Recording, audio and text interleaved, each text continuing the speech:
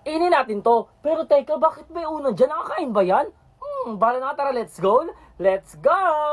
First is, yung tamarinda candy. Pero guys, bago ko yan kainin, don't forget to follow me at comment sa my comment section kung anong nagsakain natin ha. So yung tamarinda candy na yan ay eto. So eto na, buksan na natin.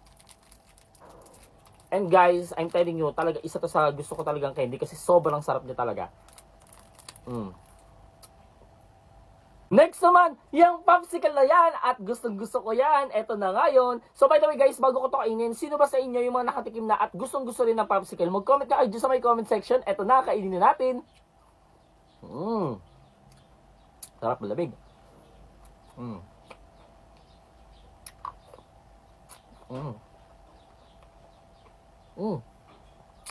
Brain freeze. Next naman, yung unan na yan. Paano naman natin kakainin yan ngayon? Pero syempre guys, hindi talaga tayo kakain ng unan. At yung unan na yan ay eto, tadyan, meron, pillows. O diba yung English ng unan ay pillows. So eto na nga yun. Pwede na yan. Like, follow, comment, and share.